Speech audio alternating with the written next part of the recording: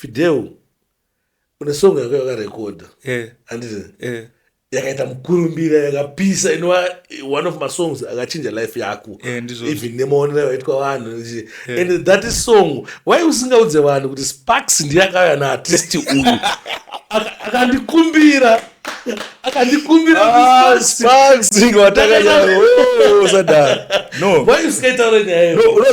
usually I don't want to talk like kuti vanhu vazive certain things, but it's good now we need documentary and everything.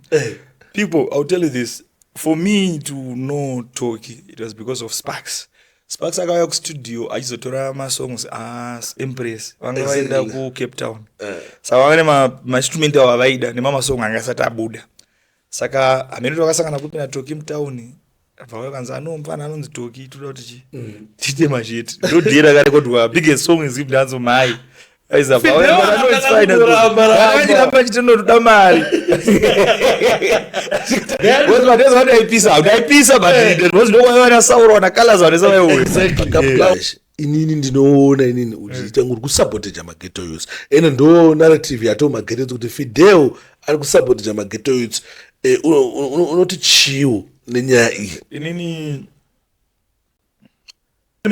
usatotara nyaya yako pana zvandafunga iwewe chakaita kuti iwewe Fandani azoti zvoni aiwe dzika pastage iwewe ungadzora volume kaiwewe ndadzora volume zvaita understand mazuva ndakaona Freeman uchona kuti Freeman akaflopa. Why? Because Freeman zvakazoita after akadzidza pa next door anokona akadzidza kuna akadzidza ku next door izvozvizvi Freeman akaengeja mabloggers pamwe pacho hatidi mari pamwe pacho tinoda kungonzi mudhara mambochona because ini ndakaona Freeman inbox mangu waziya ngoti Freeman mfesi wangu from a long time ngendipe example munhu wekuti chero ukafona I think nezoita buzatani nesoro usiku kungofona ndereba Freeman mfesi wangu saka ine problem one ndiri kuona iri kuitika muZimbabwe ndatombondodzo experience yako iwewe semunhu futi ari ku-outskirt handika chii chinotadzisa kuti maartist anenge ari kuma-outskirts aite mbiri zvekuti vanopedzisira vakuti nyangwe artist angoita vatangofanda. Do you know kuti takataura kana tati munhu angopefoma kuno angoita tumbirimbiri munomu muHarare munomu handika takanomuendesa kukwekwe right now aingonojambisa deka vanhu anogara mukwekwe. Why kusina maartist outside ariko talented and everything? Firstly and foremost, they are lacking what we call financial backing.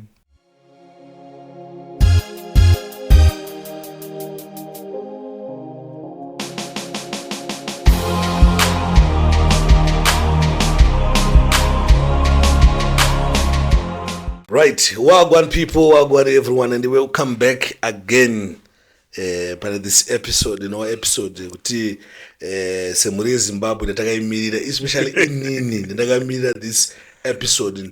Ndafunga ndane time yakakura singaende ndichaya kuricha DJ Fidel, but hey, because of distance over speed tachipesana mamwe pacho DJ Fidel pavanongo vari muHarare vanongo nedza vanongo vafambira vanongo vari busy because ndemubvunzo yakawandisa stereki kuna Fidel, and this interview tatodaidza security but doesn't mean kuti tinenge tichinzwanana saka pana security guys yekuti Fidel akadazondisimudza akadandikanda alright security inenge yasvika Fidel kuda se Fidel pana pamadi King DJ Sparks awabo but guys sana tanga kutaura na DJ Fidel handika ndivyo muri kuona takagara panhu pakanaka singaiti ndeteam yangu yakandigadzirira this set inonzi iyo P Art and Craft, saka yakandigadzirira tumasofa tunenge tuine zvogadzirwa nematai iwaya then havadi kuti miti itemwe saka vanonge vachiti vanotopikisa zvokugadzira zvinhu nefeni nemiti zvefenicha idiya inenge yagadzirwa nemiti saka vari kugadzira nematai. Fidel ukanzoseka comfortable? Aiwa, I'm very comfortable. Ndodaro ndo. Timu yangu yo. Even ngatebho kacho ndiruka ono. Ndingekuziya. Kavura. Yeah man. Aiwa, no problem. Saka urise upenyu na DJ. Life bo rasta we trotting, toramba tichingopusha slow but tichienda. Zvikuita. Marwachi tichengeta. Mwari akuchengeta, tikuchengetwa naMwari. Inini guys video natanga kuziya kudhara kuti nyaya dzatichetera pana padzakawanda ende knowledge ka ndinobelieve futi kuti knowledge iripo ka zvokuti ichatibatsira kusaka uchingori artist yatasunga belt rako nyatsoona this interview I'm sure tichakubatsira nekuunderstand futi history kwakabva zvinhu kusvika patari izvezvizvi Fideo for the sake yema viewers maybe asinganyatsokuziyewo vafana mazuva ano ama2K omwe asingakuziye but vanhu vazhinji tokuziya unongoti paka short background kuti anombonzi Fideo ndiani. Fideo, real name is Fidelis Isaac. I think I started kuita music around 2000.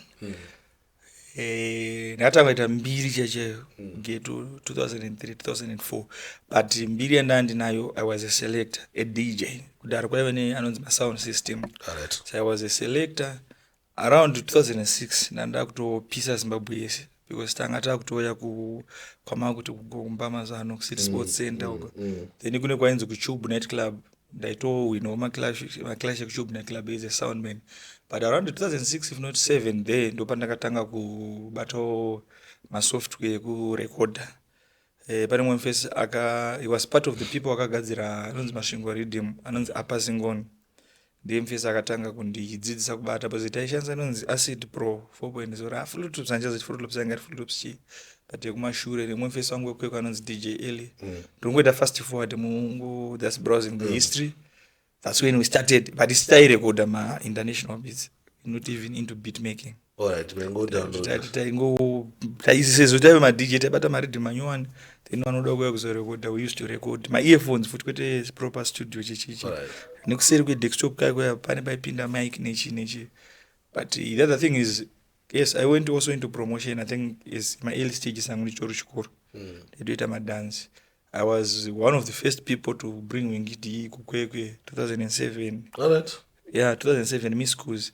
I think Rasta wanga wachirine if not 3-4 songs if I'm not mistaken. At that time Noxa katoya katokumbiro ndokumbiro kuimba kwete zvemari kubva ku MSU. I think Noxa still remembers that.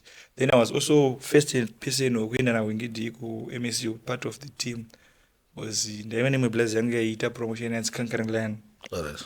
Tikatonoridza anjatozangu penzi yakaita se but takanoridza mugym maive muchinzi mugym so takanga kasmall also. Alright. I think the ndo pamadays kutanga kuya ma laptop tikatanga tirwa ne laptop yakatsva menti chichakaitika nemagetsi ndindaitoridza padesk pa as a selector ndaitoplayera Rasta. Alright. Saka madays wawo atezve confidence asati anazvo. I think ndakaridza pa laptop yakangoda kwa laptop ndandabva ndibva munhu asitanga kuridza from there. I think that's part of the things. I don't know, maybe kana mune zvimwe. Alright, kaistika cho kangori boso apa takufana kusvika panguva yemubvunzo wati makasangana sei na Big Man ori kuna watanga ona chipesa panobvunza kuona chini ndoita problem one Fideo kuona like zvetogara chitaura zvekuti Wingidi ane mafans type yese kune vari intelligent kune madofo kune chivese sa madofo aya zvanita manje tikutaura nyaya dzedanzo and the dance is Wingidi inopinda Wingidi because mjeni yacho ari kwandiri I won't say inopinda dance kwandiri generally centered on Wingidi because he's one of the pioneers and at the same time ndiye munhu akamira nechino kubva kwachakatanga kumashure till today is defending wise saka somehow and is the one who commands a lot of crowd in terms of besides my supporter and everything. But anyway kadoda show hombe maybe you supposed to call him in terms of dance. Saka I think that's why maybe mchiramba mchitaura was anything chinoti right. Dance was involved. Ari involved zvekuti saka asa mundu ndichita interview Pastor Jose what is chitiko kana kuti ndichita I get what you are saying. Au mundu ndichita to Wingidi but katakuta zve dance somewhere panapinda Wingidi sama dofo aya anosapota Wingidi aya anoda kuti support girls zvinobotera to Wingidi. I know we understand kuti tinawo vanhu wakadaro waisi so ukona chinhu waenda kubvunza masangano akaita na Wingidi because I remember kuti kutone song yamaka yakamboitira Wingidi. Alright no ini nangu zvandoda kugona kutaura vanogona kushambisika nazvo na Rasta tunotaura pafoni. Alright. Tisataita conversation yekuti takatomboita kana tunguva yakareba takato inganyepa na Rasta totozana zvekudaro tototaura pafoni nechero ndingada kuti wafonere as we speak vanotodaira foni yangu edza pane dhiri pane chi tinotowirana munhu atori bozvo kudaro but hatisati tamboita time yekuti anzi takadai but mvunzo wavunza let me just answer you. Ini ndatanga kunetsera kuti ingapinde pamabhizi ndiri Mozambique. Usually I used to send my emails. I used to send my emails because nasina my phone numbers. Then when you get back kupatakaenda kuvisit ndopakazotanga kupataketa link up newakomana nana Lion nana Budza I think ukatazarisa social media yangu nditori mapictures newakomana nichi. That's when we started to link up. So ini yangu chinja ndakangodzidza ndechekuti ukapa munhu chino ukati no pane biti riripo imbai akariramba it doesn't mean kuti uchagadzira after 10 years anoramba. So ndaingoramba nchitumira chimgoendesa masino svikora sita vakanakirwa ne something from there. Even today as we speak right now, I think ndakapedzera 2 years ago kuti vatumira masino aiwa not 2 years almost a year ago ndototumira masino kuti no I think pane redeem rangu yaronza ati emotions rimwe rakapisa so ndakati vatumira kuti no nice redeem but problem ndikuti chakati zvakadai because even WhatsApp tinotaura hapo neapo bozi mukona waenda mubvunzo uyu ndabvunza ndine ndokazonzwisisa kuti unge ndimu nakaita sepa kushanda nevamwe ukamuapproachawo ukaita sepa teshe totomudawo kutomumonawo ndiri spatso agara panapa iye akagara apa ende takatombotrayawo kutomusendera message kuru nekudai ukatoti panhamba waiziya dzekuti tizotaure nevanhu kuungana nevanhu kwasa kutiita madhiro aya tatida kunzwa kuti approach yatakashandisa maybe ndoisiriyo here kana kuti even mamwe vanhu ndakushanda nawo ingidi bodzi ingidi I think ndakuexplainera I think ndakutaurira kuti vane mashandiro avanoita exactly. So whatever they do ini kudhara nchiridza as a selector tine machuni ataiti maplug and play. Plug and play is a tune when you play that song vanhu vanofana kujamba onzisa vanondiziva kudhara ndaitotaura kuti now it's time yemaplug and play because saka chinoitika nchekuti king chavanoita he doesn't do try and error. What he does is uchirongwa tompa chinhu chakungoti pamwe atoimba angona tochiimba anditi but akafila kuti no this is not worth for public what to call it public consumption angona kushava asi akafila kuti no zvinhu zvataita izvi is standard inini song yangu ine beat remukomano whatever was fine because I'll give an example nika amgara kupi angara kwadzana hapana chinomboti tingatoti niki chichi but it's simple because vaneka link kavakaita no is a good dude wakamfila kuti no vane ka interaction karipo between two of them Killer T and PTK. You understand what I'm saying? Saka pamba ina isinya yekuti ndomanikidza munhu ini ndizakafanana with even today I have a very close relationship with an artist kusvika kuna Freeman but you never see me forcing Freeman kuti aimbe beat rangu kandi ngatitesha kandi ngatigadzire project ndowanza kuzviita but zvinozoendepi saka vanhu vaya vane the way avano elevate zvinhu is this possible or is this not possible. I'm not answering on behalf of them but ndiri kuansa zvandakaobserve ndizvo zvatikutoda zvawakaobservewo nepashandiro vakaita nozvawakaonawo so zvinobatsirawo futi mumwe munhu anenge achida kuita collab navengidi vamwe vafana kuna kuti ngane magood song rasta vanotambira anything as long mune in sync. Inango I'm not speaking on behalf again and again but chandakangoreada chete ndechekuti vakangofila kuti this is the right thing. I will tell you achitombotori kana maseconds ask anyone ashanda na vanokutaura kuti king vakangofila rasa vangofila kuti izvi zvinokwanisa kuita kuti vanhu vafare or zvine anyway kwazvinoti add value because it doesn't make any sense kuti tikuita chinhu chidzokera kumashure. That's their principle. What I feel everything they do they should elevate up. Kana vakatanga vachaja madola izvi pamwe kuchaja $5 vanenge vachifanoenda $7 kuti vadzokere ku $3 $4 price ofana ramba ichikwira or level ofana ramba ita se which means izvi zvanonge vachitarisirawo futi zvofana ramba zvichikwira anzisa if you check even muzvinhu zvavaimba kudhara zvatosiyana zvavari kuimba izvizvi is now mature so I think the answer maanza pakanaka ende ndakutsikana napo bosindakanzonzwiso wamboshandawo naye makaita project naye kuti isusu kana kuita project naye tinonzwisisawo kuti vada zvinhu zvakaita seya vatode zvinhu here vantu vanokufonera here ndo kufona ndofona vakatoona kuti apa pane zvinhu zvatiri kuda unofona they follow you pane muinterview ndakaona pana vachitakafonera they will call inini kudhara yainzi ninja call kona receive ninja call apashata serious because vandofola ana like inini from what avana chavasingazive he knows everything zvichitika zvese vanotoziva kuti padai I know kuti big man vanoona the biggest podcast because vanofunga kuti maybe hatifariri ngidi but I love ngidi jamani but kungozotiwo ndine zvimwewo zvandotoona kuti apa pagone kuwa apa paitwa zvatisinofarira in personally they might not know but those are most of the ndo vanhu vakandi elevator to a certain level, like besides level re-entertainment chichi, but pane zvandakadzidza zvakawanda a lot from whatever we zvatakaita. It changed me a lot of things from whatever zvandaita, whatever a lot of things, because hataitoita chigeto itu chitori serious, but pane zvakazongochinja zvakawanda after ndangolinga neteam unoti iraira ndo bhuku ramofanira kugara muchiverenga kana muchida henyu zvekuti mubudirire. It's a very good book. Yekuti unofanira kutoita copy and paste everything. Copy and paste everything, copy and paste. And kunyepere handisi kumusumudza because of it, but I saw a lot of things.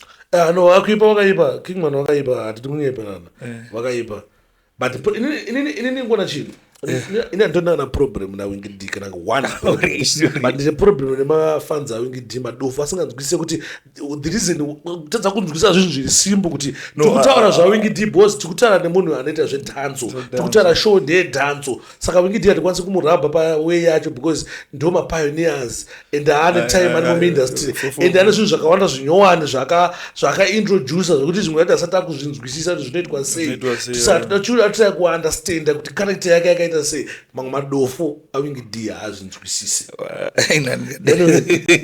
Anyway, outside topedzerana nayo nemadofu aya inokuti hatokwanisa kuanda stand message andataura saka itori wowe yatatobhuka ipapa I know, but yeah, Wingy D iye personally anenge atounderstand kuti ndapinzwa paconvoy just because 1 maizium kana Sparks achita interview nawamakandiwa ambofaka nditi Wingy D because hapana panenge achipinda, understand. So the next question, makazopinda makatanga kushanda nematist makasaina and takaona Loud boy zvakamira sei chichiitika?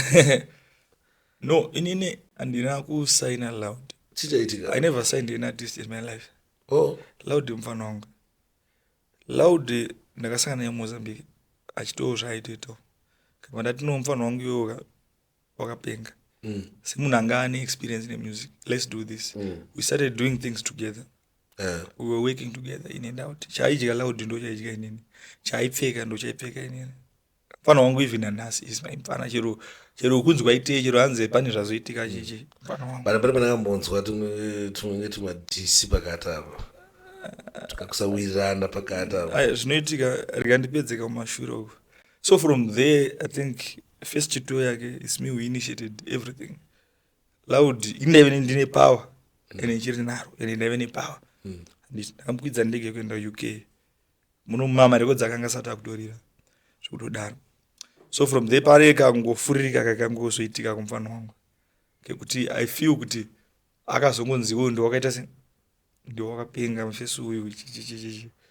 So iye haana kuzvirida because zvinhu zvatakazotaura kumberi ndobva zvaitikawo zvakaitikawo ndobva azongodzoka kwandiri ati ablazi ini ndikatotaura nanhasi ablazi zvinhu zvakadai.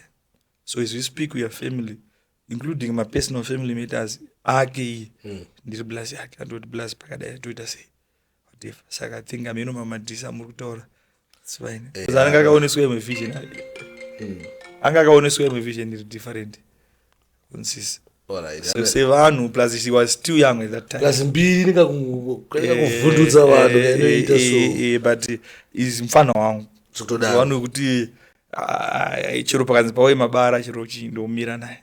Right. Ndobelieve mari. Kona Killerman takazogona imba kushanda na Killerman. Zvotodaro. Muchikushanda mese here zvakamira. Tukushanda tese. Alright. Tukushanda tese. But usually chinoitika mu music manje. It's panoda zozo panoda grace. It's a matter of time. Munhu uzandosangana naye unozisa music ya Killerman they'll say kuti no Killerman is good but yende so techitry ni patokwanza napa nemalinks atete nawo yende but I know one way or the other straight. I think that's all I can say. Because bana Killerman was sure vanenge vane map was sure aiwa map handiziziva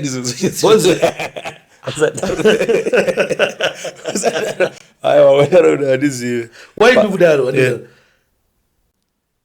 that guy is talented that doubt it is no Killerman is way big. Do you know even performance ndakaenda ku if I tell you one is one of the people wakataura pa radio besides the relationship yangu na Wingy kunzi pane mfana anonzi Killerman akaiba pa radio kule zvokunzanzi one two takaenda kuNash TV tine performance kuNash TV inonzi Killer Man what do you really know kuti vairekodha vese vakati tapedza 1 hour set redu akati hapana kumboita kana discord hapana kuita chilike zvinoitwa naningi vachitaura mamabig artist aimboya Nash TV wise vakavunduka saka inini I believe azvichaita at least kutomiita soto base unozva ndakamboenda kunzi kuRed Cliff chinoonona Slimy abva tazosangana nemwe musikana akazi zita rake musikana ega airova line by line kugeto andodiwa achitandizvone hai nine ndamuno ndakambomufilisa mangoma ndakati koningi yatsei koningi yatsiyanza but Killer Man no so andizofunga kuti pamwe bacho dzinoneka dziri mhepo afana anonga achienda kuchechi afana mboita achinamata afana no kunamata anonga achitonamata but there's a time yekuti Mwari anokuvhorera if you check history yana Soldier Love even ana Freeman they've been there what was a catalog yake inenge nemasonga na 100 anga asati atombopisa akazotopisa if you check Junior Spraga even ana Mandedu they've been there sandi kuti panoda kumboita uchimbono right no akuna matata chinamata Mwari anozovhura chinamata but pane nguwa Mwari anozoti zverudzi uru zvoda kutsanya pane pamwe pacho kuti amananga inika chipo chiripo malines zvine musoro zvikurohwa panapa performance iri kugoneko and everything sezvikurohwa patoshasa kuti problem iri papi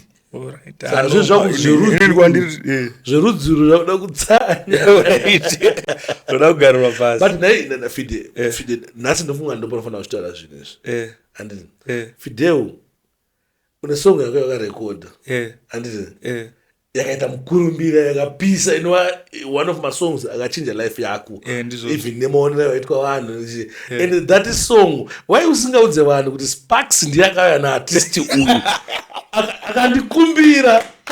akandikumbira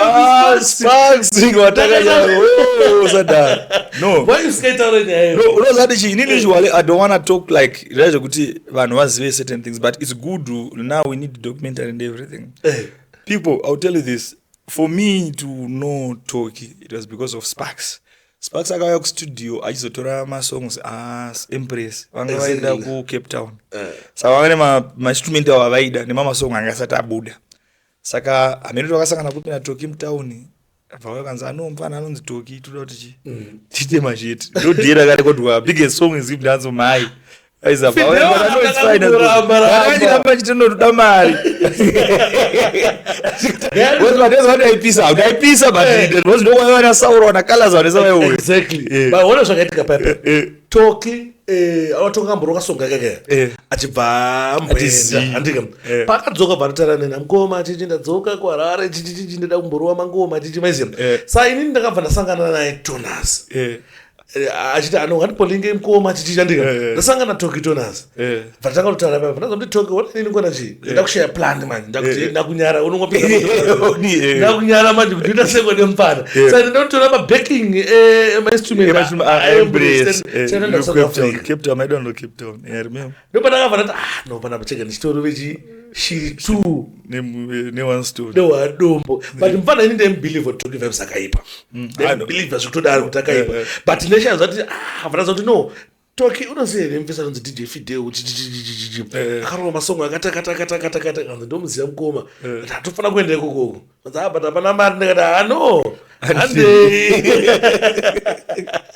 ndinopedzera ndinopedziremugovarewesapagoona mugomara that was 2013 but asvika kudz pepe ndikati Fide chamwari uyu mufana wangu anonzi iye Toki vibes anorova makoma Fide rakambotsika madhesi aya ndaipisa madhesi aya but iwe ndikuranga ndikupa $5 yo yakwandipa kumari ndakupa $5 aiwa ndodini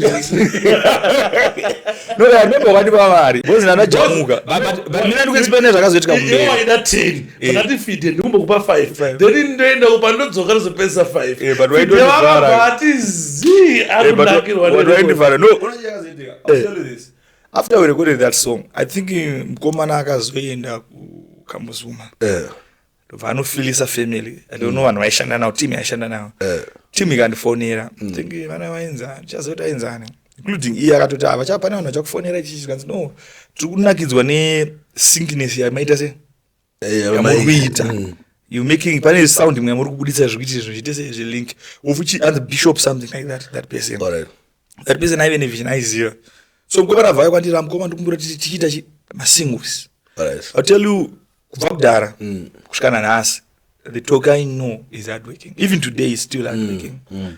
I think the only problem yakazongoitika pakati apa I will say mfano wangu toke somehow pane vakazouya vakada kumuchinjisa direction. Auchinjisa sound. Kwete sound, even direction. Sound, everything. Vatamuchinjisa everything. Those people ndo vakatobaizira mukomana. But mukomana akazokurumidza aita se azvionera kuti no. Because the relationship yatandinayo nemukomana yange yatoita se yachinja pakuti waitoti toki aisvika padeni pangu 6 am. Vatontaura otodza kune munhu apa chiro akarara chiapa pamunoendarana ma 3-4 ofa amukomana ndayazotora masong aya aita follow up even nanhasi does that. Autioli pa phone pangu apa I think achitoita since nakera ite aitondifonera mukoma ndipewo something nditire something ndovana mto wangu inini andisukufila kunge ndine inini kana singatofila zvino ndese handiite kuti ndine sound or anything chinongona kuita kuti tiende mberi. As we speak I think lezo ndakatara naichipinda mtonazi muno marara but akatonditsamwira iti mukoma mimi because pane zvandaida ndiitire akabvati handisikuita izvozvo because pane songa ndaida kuti aite nomwe munhu handisikuita izvozvo kusvika mani pamabhitsi angu it was a joke somewhere but munhu nanhasi izistiwa but pane vanhu vaya vakangomutora 2 minutes vakamuti no ngadai vakamukanganisira zvisingaiti of which is fine mwari kana angoti toki yakaipa even today I believe in him kuti is one of the biggest talent in Zimbabwe. Saka munhu wekutoti besides zvakatoitika kumashure and everything gokora rataisirwa nevanhu vanga vapakati pake chichichichi akazondifonera ndiri lino kuti toka aigona kunditoro disa muno mutonazi kuti mukoma ngatishandei ndichipuwa mari yatisingatopiwe chero nani zvake aiza kwete aindibhiraiba no kutoti mukoma achitaura ega nemurume kuti amukona mukoma patakamboita zvinhu madhezi aya zvakaoma but zvazvifana kutombooma katirareme life yatinoita se ngatite zvinofana kuonekwa kuti munhu wekuti chero zvindingafonera ndikati mufana wangu ndinoda kudai ndionewe anotondona nhasi nanguti ndichenese mwoyo wangu because vanoti kudhonzerana kwatakamboita kumashure kwaya nenyaya zvechichichi apasina but thanks to Sparks wakamira inini ndachiti munofana kudza vanhu kuti Sparks ndiyakainitiate song biggest song akavera kwedwa kwapeka vesumu biggest song mai yakaenda kunama yakatanga kuvhura magipo akawanda mari dzatanga kubuda paipaika so when people see that even in nanas mageto youths kana uchisumuka ramba une vanhu vangonawo. I will tell you this. Look at Winky D, the biggest, one of the biggest. Look at Japrez. Tim Ranganaro. Look at Freeman. He's been with what I don't even know him. You understand what I'm saying? Ukaona visa ka formula kama mshita kumashure because izingazivezi. I will tell you. But unoona zvoita life izo mawana. I mean andisi angu ngoti nasana mboya tsoronga wangu nawo zvisiya kuti guys chimboya but talking mfana wangu zvototi I wish one day kuzomumona wagara apa achisupport grand run support anaita grand run. I think someone here kuti usatongwesa phone coachete ukamumfonera I think nambotaura but maybe one character yangu usawane gore rero chintsvaka ndo zvinoitika kuona ndo zvinoitika kuona ane gore tawa chini very difficult kuita podcast in Zimbabwe yes totozoita the biggest podcast because of Grace. No man, let's not mention everything which we are doing here. But I wish you uzombonotoka akagara apa mudhara auya kuzosupporta grand ndoona ngomfonera ndomudza tapedza mfonera arifanaa kana uchida zvetoona mutsvaga paanenge ari katapedza panapa tonomuona totogochesa oita sei toki mufana wangu inenini love yandinaina toki kuona video I think unozvinzwisisa kuna mwana une love nayo kutoti munofana kulinga everyday but ndinozvati toki mufana wangu zvitodaro but inini manje ndisingafarire ndezvevana vanondisapota mainbox then inini grand rangu inini ita kuti Jaden naJordan vadye obva varegedza kusapota ndopaneka problem maybe vasora kusapota kwari kutaura kwekuti tikavaya panamba takusapota big time German ina ndichati zvokupiwa mari kunzi Sparks omari ndanodawaizina unoya panapa ukaya tokangondiitira chiendorsement kana wangondishera something chandaposta ndara inini matondisapota ndara ndosapota ndoda inini. It's fine. No, it's like somehow my vision anosiyana so people they would know kuti tiri kuleta somebody down You understand that? Yeah. Because inini kuya kwangu panapa samwe samaone chitoti pamwe uri kutobetsera inini too much kudarika. No, I've seen it. And I don't see that newe you be benefiting more. Inini kuona chi ndoda kungoti ndinge ndichihosta vanhu mokayo kagara ipapa pandika ndinchazoziva zvandichaita nevidhio rokuti ndisa something maiziva zvekuti kuya kwako panapa kwakakosha mo kudarika kunditi sparks yotori tuwaya because kuya kwako panapa iwe unonga wasapota vision yangu kusapotwa vision chamwarika but handisi kuti hangu toka kamboramba kuuya no toka namboramba kuuya but asina mbayatsorongona inino I get you saying so like kutaura zvatoki kutaura just in general any other person who is out there who knows exactly. Then next question, hey anyadza video dzakawandisa uzikapinda mnyayo very new and ndizvinhu zvakawanda zvana zviri mubrain dzangu ndisati kusiti sports because kusiti sports ndokumwe kamwe alright sa studio iri kweri iri fully functioning 24/7 iri kwekwe but the thing now with me is I'm no longer into production. Alright. Ndakatoisawo mwafana vatonotoshanda ikoko kune mufananidzo echispark. Alright. Asana quality zvake everything like I know inini this studio has been in my paden yakagara for I don't even know. I would usually go pa studio paden kandikuvhura nditi kana ndaona a client maybe from outside or someone I don't know rega ndimiitire zvinhu zvari tase zvari kuda. But when I came to realize kuti not in sync then ndakamuudza then ndikangobatawo then semunhu ane experience nezvinhu izvi ndikangonoti no he's a superstar, let me give him the floor. Alright. Ko makasire chinhu zvina mari studio haina mari ine mari but haina mari kudarika zvimwe zvatukuita promotion aneichiita nemamwe magrind andoita. Alright. Ko sitobvunza nemagrind atinoziva ko kuridza muchikuridza like inini full time DJ usually every week ndinenge ndiri booked. It's only ngoti manje apa ndanga ndabatikana ne something. Alright. Ndini ndiri manager Q. So ndina chimitraita mara so river paanenge ari tinchidaidai so because ndanda kustopa dirire uDJ. Alright. So izvezvi is going back I think today or another day ari kubaya case. So November we say I'm open for bookings so pandotoridza papa I think musi wa 1 turize masvingo. Masvingo next week yo apari madiro boba ari kuita se anenge like ma clubs anagara nditori contact nawo kuti ndichitoenda ma towns akasiyana. Alright. But mimi makatombodya mari kana uDJ izvo DJ wedu wangongore ngoparana sando. No imimi we DJ ongoro kuridzira skwanda kana futi mana.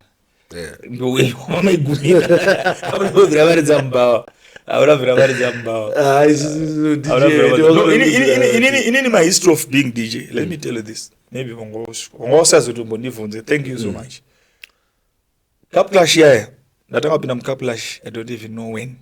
Right. Ndakatora number 2 mucup Clash from 2007 ndatora number 2 and number 3 2007 2008 2009. Alright.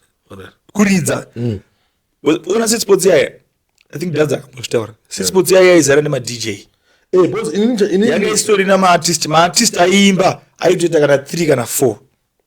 You understand what I'm saying? So 2010 ndakawina City Sports yaya yakazara wangu ichiti kwekwe vanhu vese ukadara out of 100 ma DJ ndakatora number 1.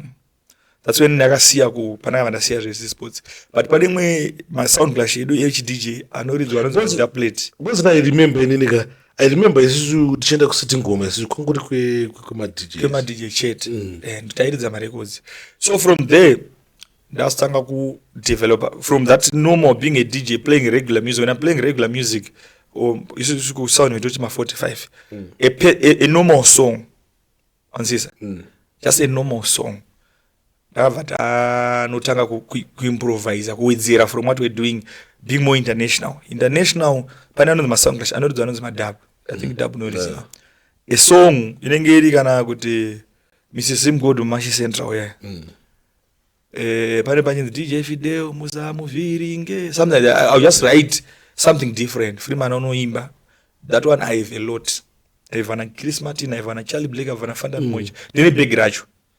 So 2014 ndatanga naenda ku South Africa kwa even enzi Zimrege Cup Clash Cape Town ndikanowina ndori nemukombe yachiri padini.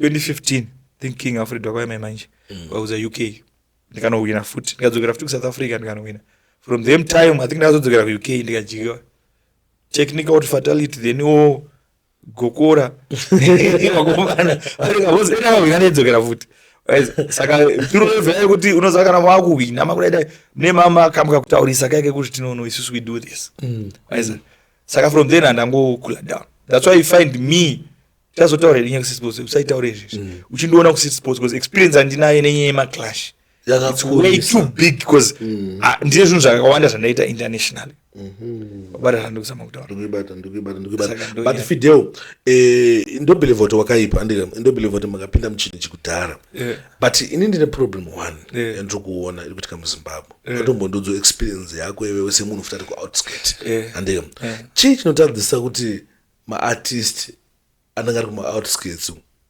aite mbiri zvokuti vanopedzisira vakuti nyangwe artist angoita matangofada. Do you know kuti takataura kana munhu angopefoma kuno angoita tumbiri munomu muHarare munomu andika takanomuendesa kukwekwe right now aingonojambisa deka vanhu vanogara mukwekwe. Why kusina maartist outside ariko talented and everything? Firstly and foremost, they are lacking what we call financial backing.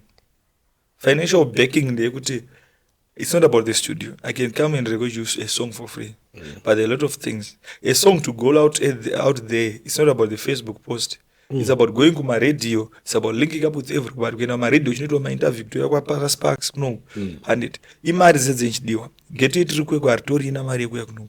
You understand that? Saka financial backing kunzeoko, they don't believe in music. Wanawanda. If I tell you now, wanawanda if nije kupakweko abantu kutora vanhu pakweko. Mune problem. Regulated down a lot of people. Kila manjeje. Vanhu vashoma vanomira naye. Ende vanomira naye vamwe vachimunyepera. Kuti cheda then all of a sudden they disappear. And it was zvekuti ari kuenda zvakila man. Inini personally pachangu, I'm not that big enough pocket wise. Nendiribo ari kuita sterek. Ndiye pandokwanisa kugumira kuti amfana kuita 2-3 mavideo but zvoda follow up zvokuramba chita tichita madhiri ngimisa muzvinhu. Onzo zvinozomotaura. Saka that financial backup iri kuleka kune vanhu vakawanda vari outside.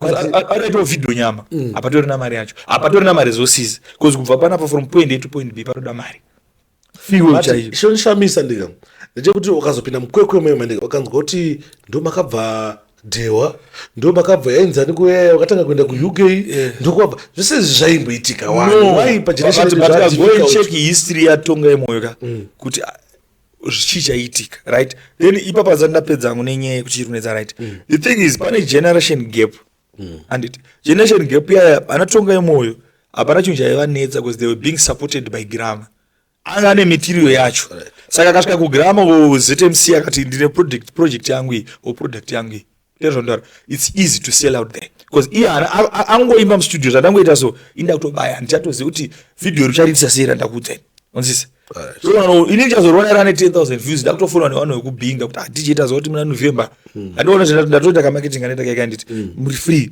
number dzenyu atazoziva kuti ndimuri kumanager confused tipei number dzenyu yandazoda mzenyu asi ndiwo waita basa rese it's not me because ini ndangoya ndikataura pana ndagumira pana so that was the easy part yaitwa naona kumashure vaive nematerial yacho ende marecord label vaitenga material one and it chechitu pakazoita time yainternet yekuti munhu aikwanisa ngoposta pafacebook ndianga it was you inini style na Hilary amene chinyepa vana creative vasati vapinda angasati baba kaipa utara ndikuzamotana ndiko vukaita mwe mfesi ainzi ashi watu ku Australia ndiko ta international ndimo team ezhinji yaito posta ingatode ku UK but vaitora kwatiri isusu tisaitora zvinhu ma streets and it kuzoti isong iri kupisa by the time anouploada then you know zumwa you know dai andowanza link rata ndinaro dai saka time yoyo ndo pakabuda like wana Freeman anaskwana na team rere akabuda time rere then fast forward wana killer T nana Soldier Love nana Colors vakabuda nenye ma CD wakapinda masiku mbare ando vakazora ma CD na DJ Pima saka ma CD aitizwa chiro pa album ramacheso waona matisonga killer T unaona ndio votora sio R&B waona pale tena masonga killer T yena zeraze because no way igazira chi masini saka ndo pakabuditsa kumona vese kumbare pepa ndo zvakataura nekumbare pabude Bhima but he was part of the team vakawanda kila team asaka kila ticha ndoaravesa musauro nakinanakinanainzonzo kuti mbari yese simuke inyaya mbari yoyepacd but killer T zvazviri wese because of Bhima. Because I remember ndichitenga imwe CD racharamba so ndika papete 3 akila T saka when you were forced in a CD manje rasera ne phone kuti toita next CD wangu utori forced kuti uramboita so uchiterera andit that's one saka at that time now besides even my rhythm esaibuda aendeswa kumbari andit aendeswa kumbari first masong ekutanga ndotanga kutorira ndiye vakomana kumbari vakazobuda vachona ndiri kutaura vakomana vakabuda vaishanda yes they were hard working but chakaita kuti vabude iye macd marketing yavo yafutenga iri poor saka kutobuda waita macd zvakaizoita futi kuti wafanira wangwa level dzinafandana vadominate industry anzwisisa vakawanda vainzwisise leakage yo yes fandana aishanda aiposta aita mafreestyle but macd aya ende masongu aigadzirwa angari good but pamacd aya because level dzatanga museudhara afana ni level andoza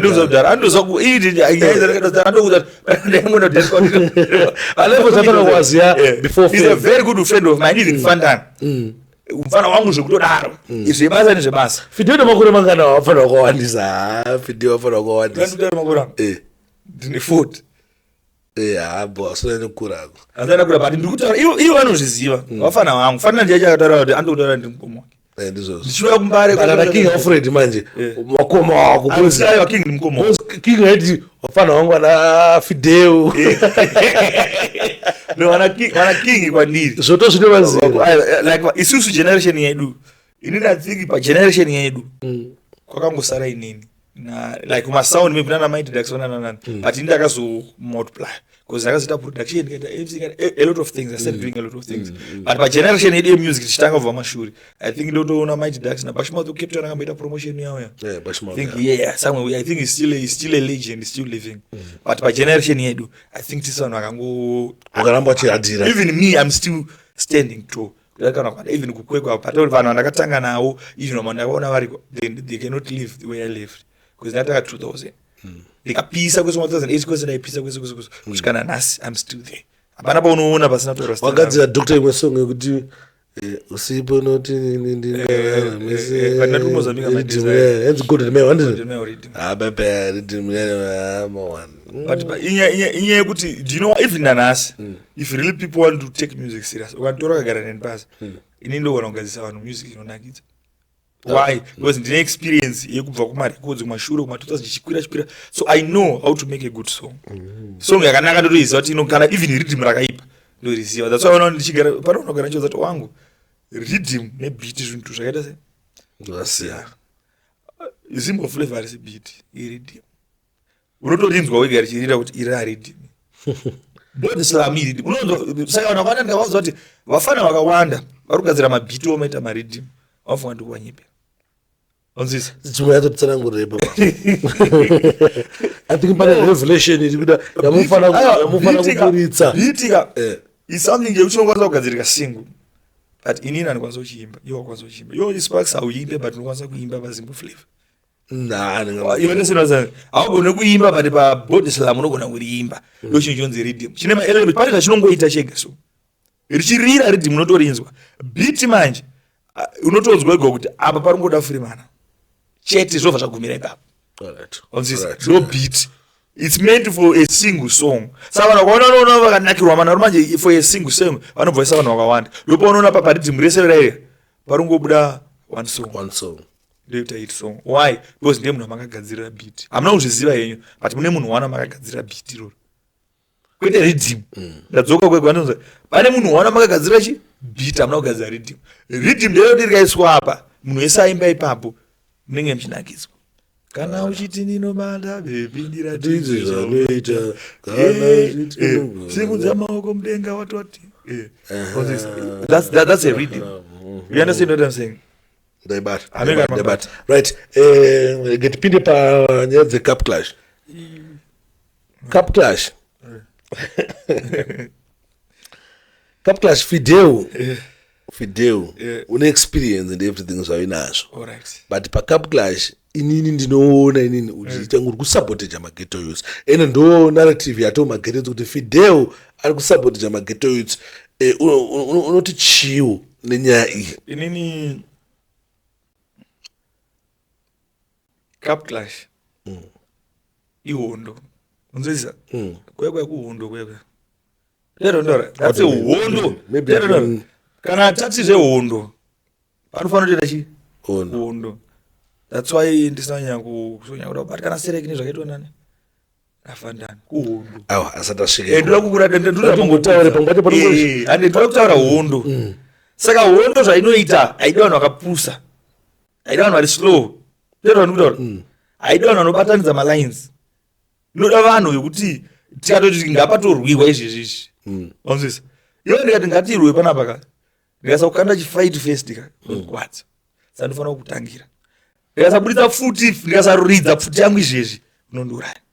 Wanzwisa? Because we are fighting. Right? So maghetto edu akawanda. First and foremost, tinoita stage fright. Tero ndora. Vanotya. Those people havasati vambembera kana vanhu 10 kana 20 vakawanda vacho vaunoona pai. Saka imagine uruimbira on 10,000, 12,000, 8,000 vakazara vakuda noise. Chero beat wangu wagara uchishara uchimba pane chinonzi stage fright wedhura namboiswa. Chero ndora. Saka chinoitika pepa ndechekuti tikumhanyisana netime yevanhu 300 400. Handiti. Iwewe uri kuenda pepa kuti na. So what those people don't see, if you check most of the people vanocomplain, havasi vanhu vekucity sports center. Vanhu vepa-social media. Alright. Mina ndiende mberi. Ndo vanocomplain why because zvichiitika paground havasi kuita sei? Havasi kuona. Inini kwandiri what I would do as a stage manager, as the one who's managing that Cup Clash. Kubva Cup Clash chitanga, what people they don't know, it was me. Anditi. Akaita zvinhu zveshe. Chitanga Cup Clash pepa ukatarisa akaita MC yokutanga, it was me. Cup Clash yese ichitosvika yapera. Yekutanga kana watasa Cup yakatanga kuti yakawinwa I think yakawinwa na Pop. Yeah, na Pop. Akapera na Liboya. It's me from the DJs to the artist. The next yakazoitwa ndakazokuti kuwana pekutangirawo pakazoyafandana. Pakazoitwa because why nini ndine kwangu kwandonyanya kuwandira. I'm not even supposed kuenda kumberi kwekwe. I'm just the manager kuti chapa ngapadai.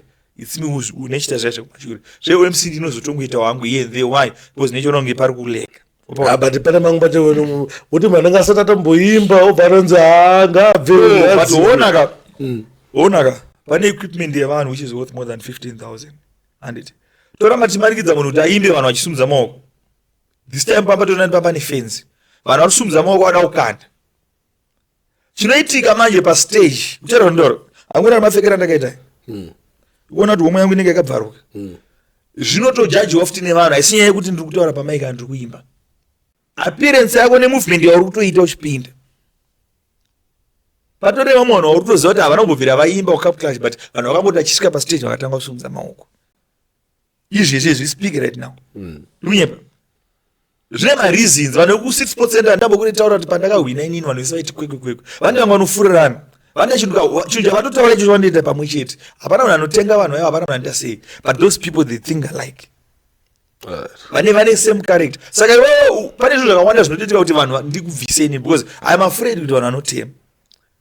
Handiti. Then ine hansati ndamboita personal judgment pamunhu kana achimba baba. Usually vanhu. That's what I learned. Tiridza patakatanga kutoridza. Dati distress aitaura iye kuti you people are the judges. We are the jury. This tinongotaura chete zvamata se zvamataura. So people vangoona vakasumudza maoko. Unoenda munyama wekuti paita munhu apisa. Pane mumwe mufesisi wakambopisa so. I think recent Cup Clash. Anyone aiuya aingonzi amaya.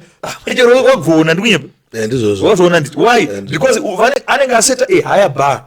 So they don't need anything which is unofanira kudarika ipapo. Then after kwangoti wagona kudarika ipapo wobva wakufarira futi vanhu vaya. So it's there. But what this time Fidel inda andiri koka inini. Ndakakuona uchitanga inataka uchisvika watosvika masikati. Ndakakuona uchidhonza rimwe ghetto yuti Brugwa so amenobva vanokanda uko. Inini manje akutaura chinhu wani. Unoona Fidel uri mone. For trades inini ndokwadza shamwari. Unzanondiziva. Uya pana uya ka. First uya. Akutaura zvaakaita. Akaenda pa ndiana eridza. Kwaimba Colors.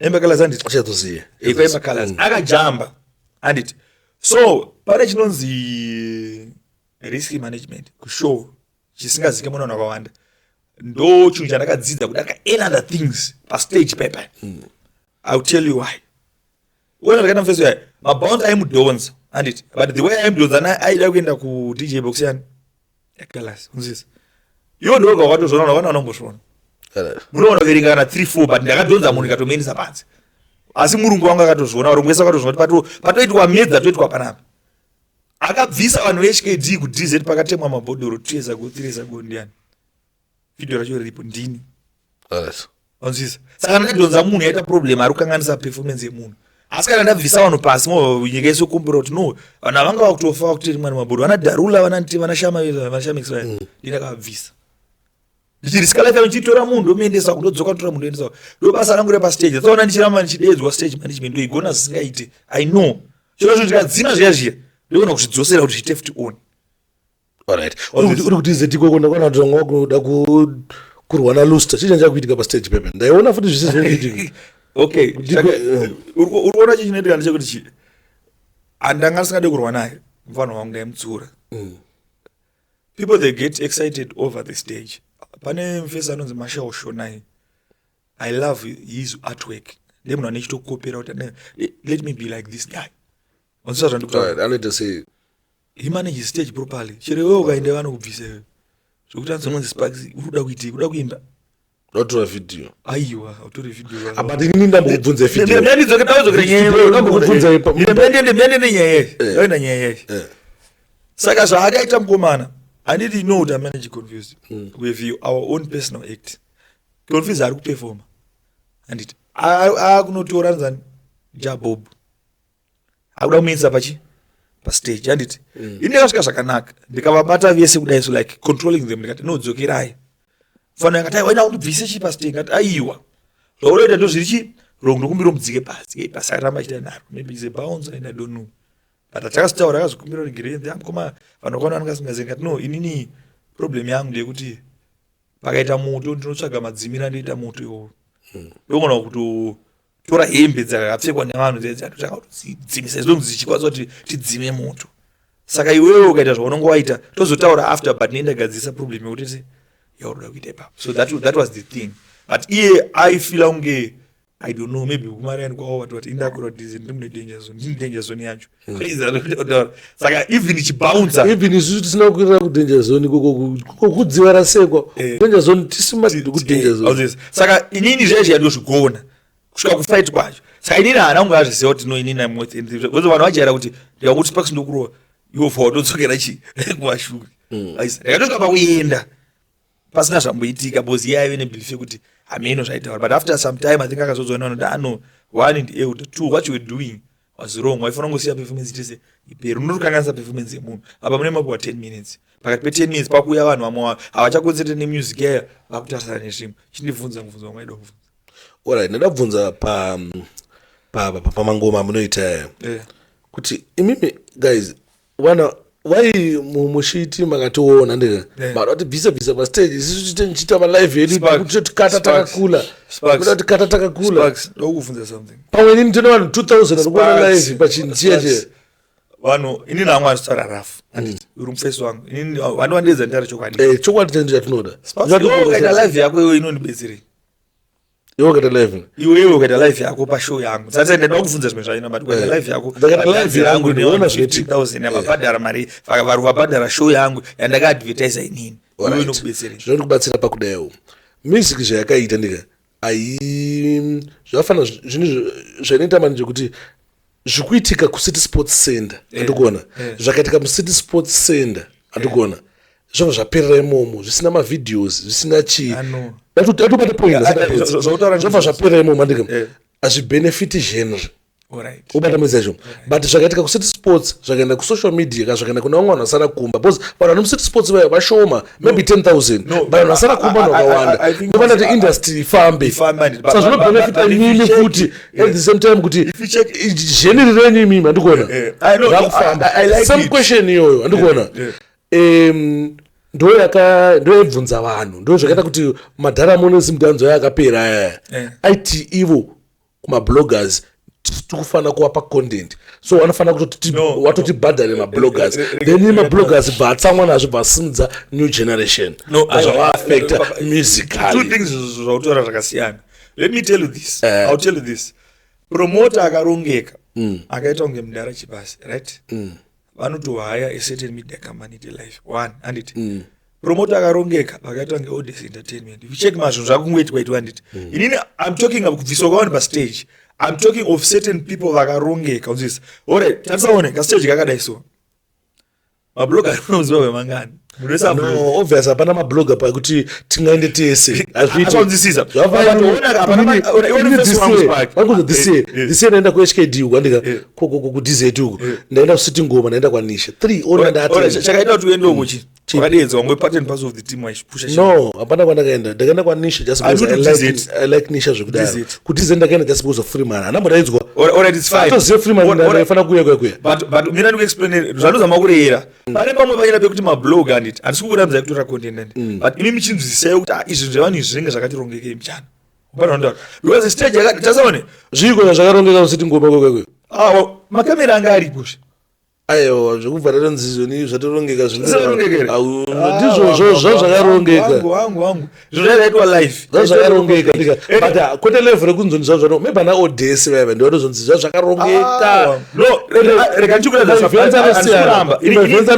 andisikuramba chimina ndikuudze manje something we are capable andoti we are ndikubaisa sit sports kwaya those people are capable of doing anything and it you know the problem comes every year panoitwa maevents aya mamixer anodzoka afa maspeaker anodzoka afa nditi so tikada kunoisa mastage kana malights kana matv atimade kusati ngoma atimade matv saka manje usati zvakarongeka zvi aiwa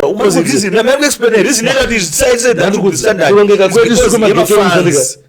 kwedu kwemageto isusu kusatorongeka ikoko zvoti kusiti ngoma makada kuzotisiya zvimatv zvimakotikanganisa hatizvide ubatamezavanoona maspika achirira ende isusu kuona chii ndokwati kuti ikoko kwandika isusu takuti isusu tada kumbopa mageto yutsi zvinhu zvikuitika kuno kwandika moda kuti kata takakura moda kuti jega nebhuga unofana kuridha imi muchingozaya mabhuga kwekutorera kwakawanda saka isusu mabhuga takanyokosha shoisati yaitwa andika muchiri kuda kuiwana wekushow mazano sparks entertainment yachanged isusu inini handiti kana sepromotional company if I wanna get you as my media company kushanda nayo neimwe radio maybe radio station mamwe 98.4 yekwedu kugwerwa nditi munogara matolinga before you know kuti ndikushanda naningi saka zvatisiyanei nekudhara nonzisa kudhara it was fine but mazuva ano zvane iwo chako chokuspark chako nezvimwe zvausingatooite because weiti apana kubhadhara ndizvozvo you understand what I'm saying saka izvozvo madynamics kana uchimanzisa right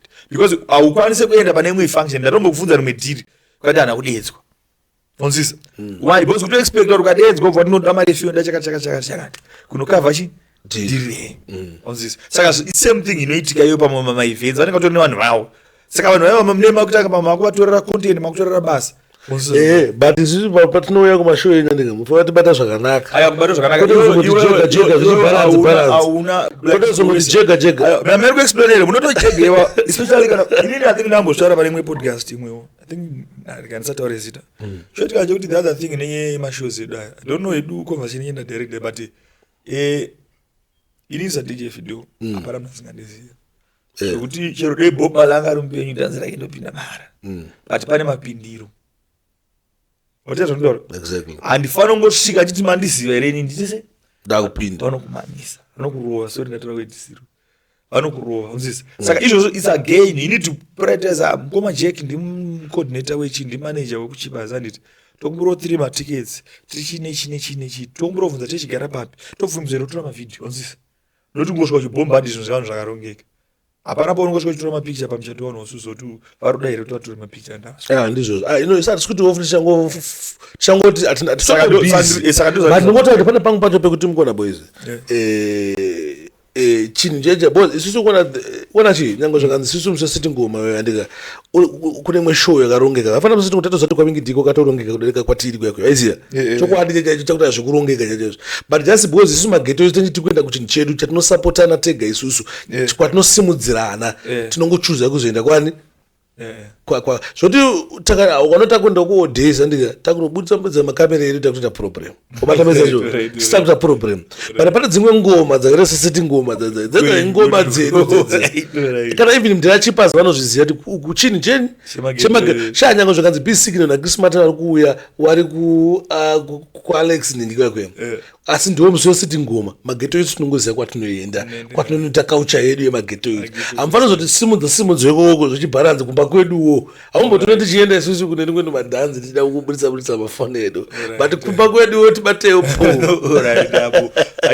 unobatwa boyomotaurova ng'wano indatori bo wit zvafana paipai ukuona fideo inini fideo da kudza unotondikachidza pamwe pacho pano chonochiita zvonikuchita mageto idzi but handizodiwewe kuti umiswe mamisirwo akaitwa naFantana aya aiwa nyangwari mulavhu chii chakaitika paipa chimbotitsanangurira ini nangu I feel nyaya yaudipereka paroda clash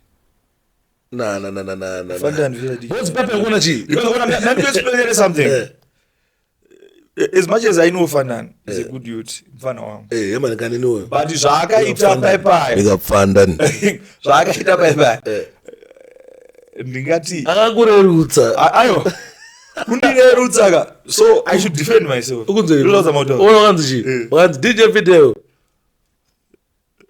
dzika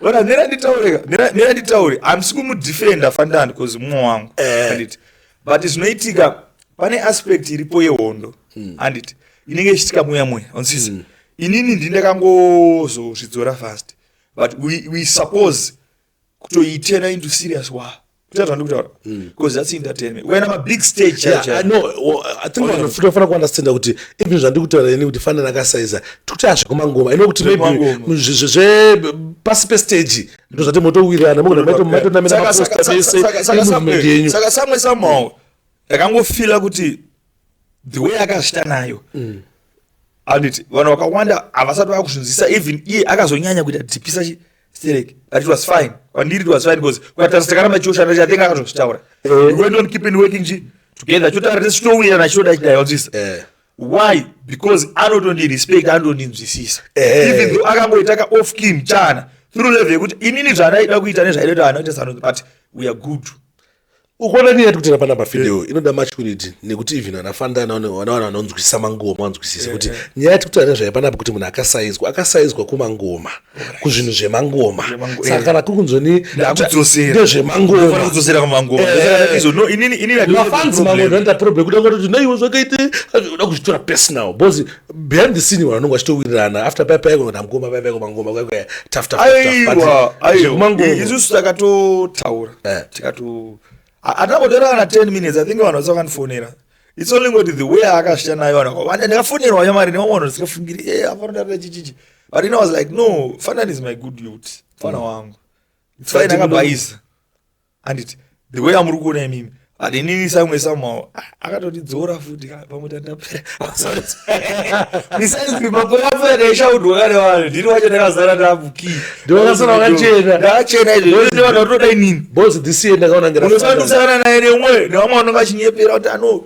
tikaona Fandan ndakumurova ndaona Fandan kumurova anofanira achienda pastage vari kumurova ari kupisa mareodzi ari Fandan akutofamba achitosaina maauto no inini hangu people usually when you're doing music don't take it personal but munomire neChewsport family zvendandi chaizvipoya no like in Zimbabwe currently in Zimbabwe zviri zveclash kubva kuna Godfather Etherton anditi aelders angu hazviri zveclash zvekuti anzizo clash yavhurwa apa kana kuti 20 December mdara chipazi aisa marapa hapana nomira nini because ndine experience inini handisi DJ wokufadza vanhu ka udj wangu ndewo clash ndehondo zveuproducer zvezvya ndinotoitawo its party time zvese zvamunoona nichita zvezvya inini ndiri mune clash ndo life yangu chaichai zvimwe zvese zvamutotaura zvese zvezvya ini ndoda panorwirwa marecords that's why I find it easy kuirana naColors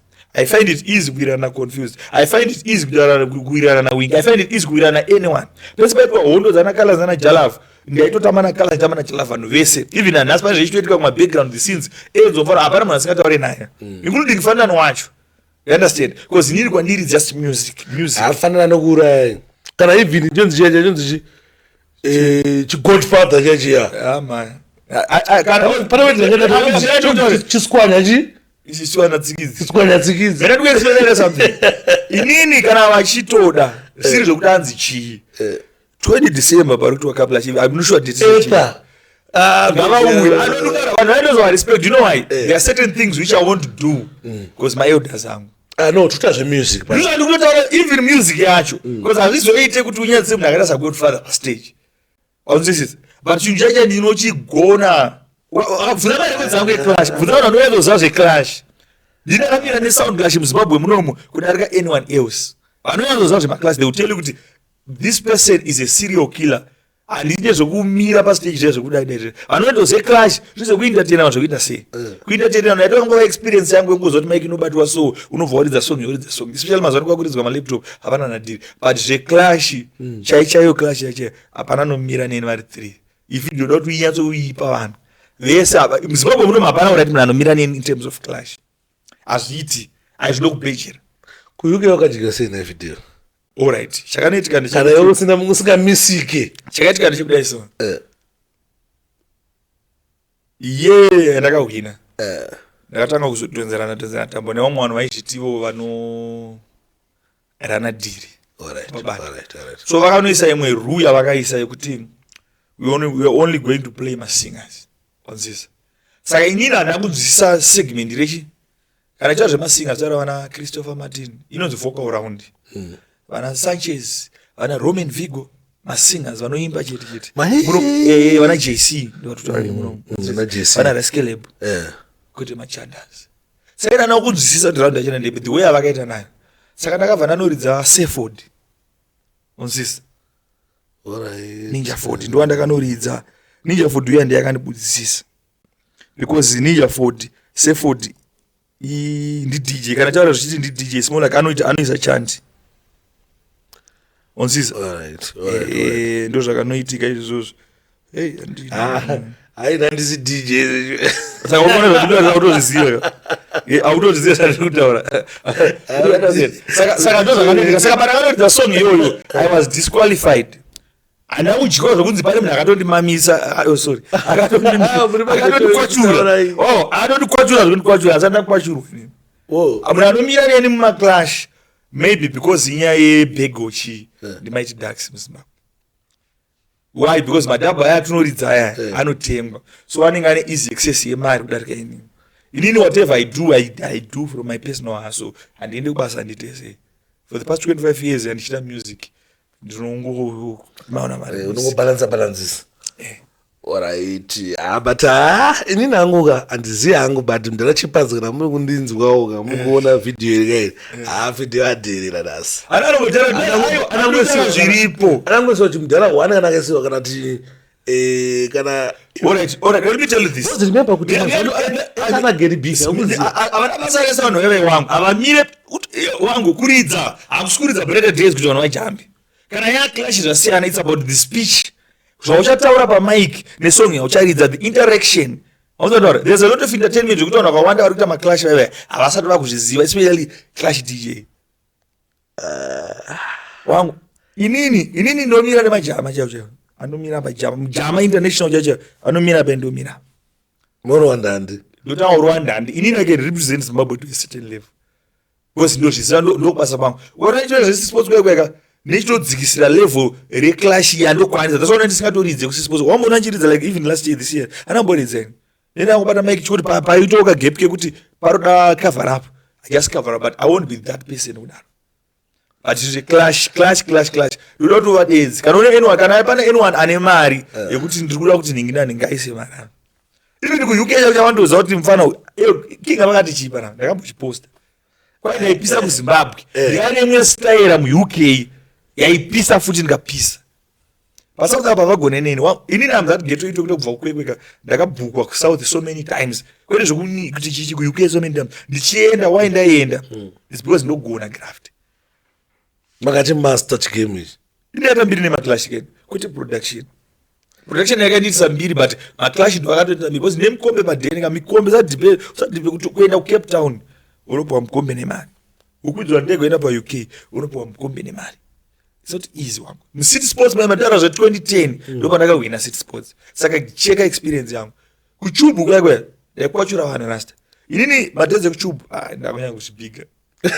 Madhezi kuchubu ndaivura mafresh wangu. Ndikutaura inini ere inaipisa chamwari. Ndaivura mafresh, kachiduvura mafresh I was that first person whokuridza certain new music. Ndoita kana 3-4 weeks nchiridza ndiri one. Pasina munhu atorina nengoma irora degree iroro nchiridza nini budget yaimuridza ndiri ndega. I used to do that, but my nguva yangu. Kwete time ine yama-downloads yema-laptop, no, yema-CD.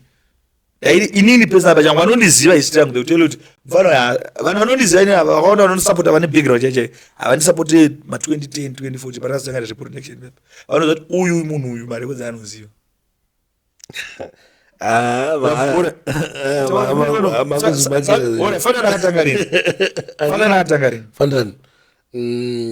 Fanana kabatika, that is 2013 you know. 2013. Indikutaura zvokuti 2006-7 andakuridza muchubu ndichiwina. Unangotanga ke but obvoya ine ukasha. No, ukasha. Zvasiyana manje inini ndine experience. That's why I find kuti chero ndikandodza kuti niwe power rakaita sena sei. Ini segment yangu yasvika ndotojambisa why because neichiziva. Experience yandikutaura. Do you know what why fana nakajoa UK? Anochirota akuturidza. Experience ina good fat. Onzisiza. Anakachiziva time kuti apa kudaitwa chibadoitwa. Anzi ku UK fana nakarova marules. Andika. Vanozoita nakirwa chichichi. Anzi Godfather vakazonokanda. Waingoti do. Experience.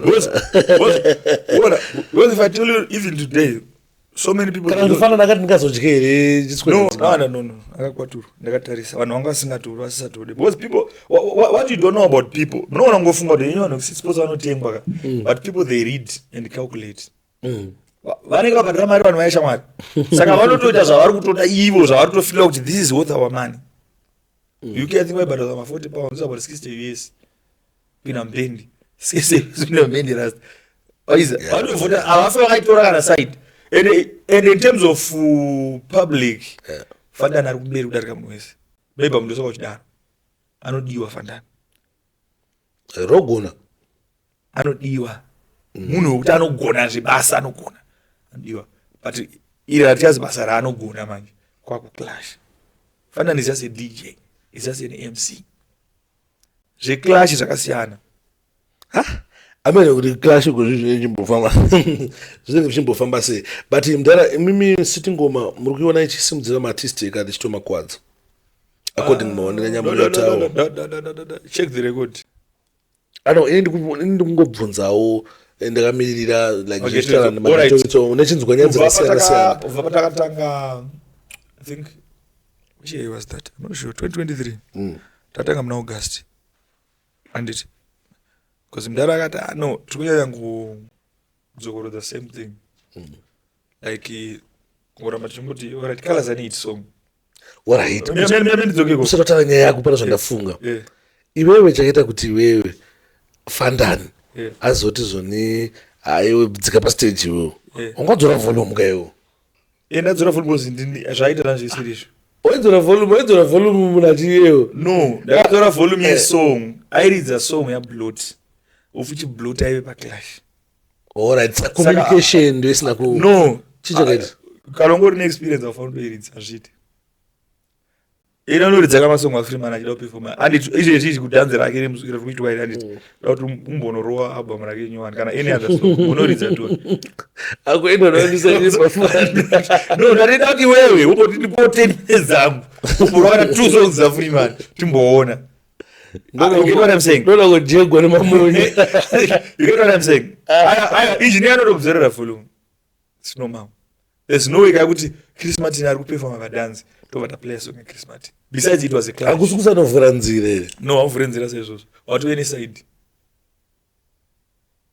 tawirana alright watove neside kudara but not kuti anga neside because the problem yakaitika I don't know chii chakaitika vakapesana nalevels here what because inini chakaitika pepa aisomuri problem yafandana munhu airidza ndiye problem I think mdara chipazanonzira ende murairidza akaridza kafanana ari anichi anawe handiti but zvinhu zvatoitika kudhara fana adatokontinye nechi nedili saka ini ndakanodzora bcause ndaitoziva kuti uyu mufana atomboklash fanana akati auya levels anga asati asvika think pange traffic jam nechi saka pati program iri kudoda kumhanyiswa iperi so what they do is usually vanotanga vangodzi kana 3-4-5 minutes then otora program oita se oendera mberi saka kuti anomufana uyo oita se yauridze safana ndopa akanovhomora blood alright saka ini anodzova volume waiza saka fanani akatira kuda kuzvigadzirisa here and there achituka inini but zvanga zvatodamagika kudhara haingastori problem munhu akaridza iyeye mfani akaridza iyeye kwatoenda pavhidhio ndoona kuti hasiri iye it was not even inonzani ribi kana ukaona saka vanhu vandogona kufunga kuti mfanani futi akatoridza bullet achiziva no anga asingatozivi taita nyaya yekusungura kwemayuzi city sports iri kusumudza mayuzi unzandaura ndikada kukakuletera mayuzi atasumudza kutanga 2023 august kusvika nanhasi vakawandisa tomatara aitinzi Madedido, Junior Spraga, uyu Mbida, Konangale, Vaskana Madzimai, Aikendi. Avakawanda. Kwana Ulengende vese vabuda nese sports. Because zvinoita manje, I'll tell you this, what people they don't know. I'm not good at certain things which I do, but I use everything which I do to my own advantage. Onsisa ndatopiwa platform tizikuona chitotaurisa ka aisa tototi vanhu vese vaite se vatoziva video because handina mumwe mukana wanjakwanisa kutaura because ndinoona chibuda vana ndotsikwa nemota azviitike but what I'm saying is ndikaona mukana ine vanhu vari kutoona panapa wakawanda ndozvimbewo video uyu because most of people they don't know me handiti saka mafreestyle ari kupostwa nagodfather vane million followers pafacebook pavo arikutopusha vanhu cheapest promotions iri 600,000-700,000 followers iri kutobetsera munhu city sports haisi nyaya yekutora number 1 if you check vanhu vabuda necity sports vakawanda havana buda necity sports because vakatora number 1 uziza vamwe takavakata vakakula kune ininika even mafans akakata madeditu akakula ndochicho if you go to that video vanaunza moko udasikuda kwavanazvabata iyoyo ozisa iyoyo nobaya nesemtsundo yadiskuinewaizazvotara saka mfana akashasa besides mfana the most person wandakaona ane ziso rekuziva mangoma godfather vakatanga kuzoshedza vafana vaiva 1-1 because vaiona kuti uyu vane zvinhu zvavanenge vaita se vaona but madedido pavanhu vese akaonekwa nemaartist akawanda ndafona nanati uweni amdara mune namba dzamadedido iri after ipopa madenzi waya ikati walinka chichichichichi hationa kana vakazoita project madedido akatorwa naenza akaita project madedido akatorwa nagasfif noti rikify a lot of people get involved even anasi is trending Junior Spraga chai haana kuwina ndachakamupa power exactly even isusu after that clash takatomutora isusu takaita naye interview yakaputika singawedzera kumupusha because pane zvamamaona tinozvionawo kuti mufana yakaipa haana kuwina but akaita se then pane vanogona vachiwina but tofanira kumbopa sando manager patron but takuita zvekumanager hatikwanisi kumuita manager of the year patron akana pena manager mumwe ngauya apa timona manager of the year yagara inoenda kuvigilance aiwa tingana tingopana wingi diga ana wingi di takavapawo masvika wa but asana pa machaino alright it's fine waneta na hard working yes ari kupinda ari kupusha bozo kuna chikutambe chitara zvona Freeman watobhora wakutora mafestival ipa 25 October wanotitakazara kufestival wandikuona saka atikata muchitamba chitara zvona Freeman. Then I'll tell you this you find kuti mnanopiwa mota I think imbira akatara pana vanyaya mota apiwa BMW yakanaka chichi so pane zvimwe zvinhu zvekuti munopiwa unopiwa mukana anzisa ngatotadza kushandisa mukana ndozvandara do you know the people that don't know Dinine I've been working at Cheapers Promotion since 2014 all right see today ira reach 11 to 12 but you know why It's because ndakatokwanisa kutoti pandakatopuwa mukana ndakatoratidza kuti I can work. Ndogara kupinisha, ndogara kwekwe. Chinoita zviri kuharare. Just calculate most of these things zvinoitwa edorezha nendiripo. Todedzwa mudara aufafide. Ndatuye manager birthday rasoja love na bountilisa. Totoenda, toita chi, toita zvinhu. Why? Because ndinekamuka kuti pandakatopuwa basa ana kutamba pabasa. Bona. Saka vafana vakawanda vanopuwa mukana, alright, wawina. Chicha uri kuita, uri kuwedzera kuita ubenzi, uri kuratidza zvisinganzwisiki. So all those things they now contribute to your downfall. Pane patagumira patachitaura zvemaartist akaita kuuya. Tagumira kuna Nafandani yeMaCD, nyaya ndaida kuitaura. Paita maCD aya, Nafandani vakazotanga kupinda musystem because True Sport was also a label yanga yakupushwa nemaCD aya. Onsiza. Not kuti Sanjay angasingagona kubika mari kudzi, aibika. True Sport chidaro ndopatanga kuti vana Bluti, vana Nafandani. Ana Enzo vatanga kubudiswa because maCD aya ailoka futi CD. Onsiza. But ukatarisa chiline chacho panofana wakawanda.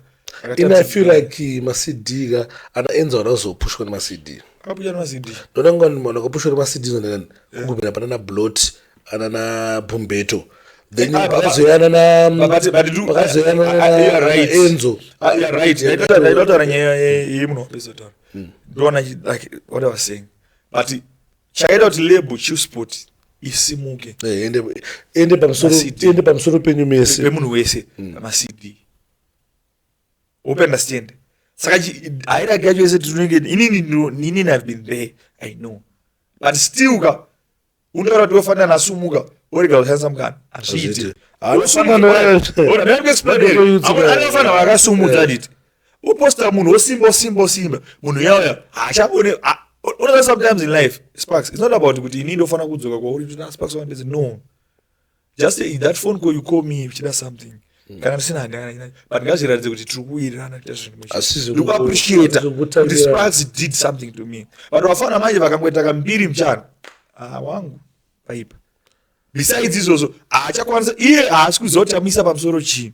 Pane maplugs atabaya, tine rimwe zodzo ratentinaro, tine mamakoma atenjenda chinopfugama, tine rimwe mukaka yatechekezezwa yavasingazivi vafana nebute ratenchiwa ndokutara waiziva. Tine tumwe zvinhu zvatiri kusangana nazvo zvokuti ivo havasi kuziva kuti chiri kutichengeta chii. Amen. Saka panonetsa manje. Even ivo vacho alright waenda pamberi havachakwanisa kuzvichengeta kuti at least because unofanira kuti ubve paipaika wa a bit stronger wakuziva kuti kuita sei. So even kapila china nhasi there are a lot of people vane potential kuti wangu pane maartist unotoona kuti every year anoramba achiuya but haite chinhu. Pane vamwe watatoziva kuti uyu mufana uyu akatera advice yangu even nemacalculation ini nofana wakawanda if they tell even artist kuti mukuru vanotombotifonera uchitaura discuss how we can go. I'm a guardian to a lot of artists. But havateereri vamwe vacho vakawanda kuti no boys. Vamwe vacho anobva tanga da zvitinya kuzviwandisa tanga vari kutsvagwa neInterpol. Amen. Pane zvimwe zvamuda kuvhunza?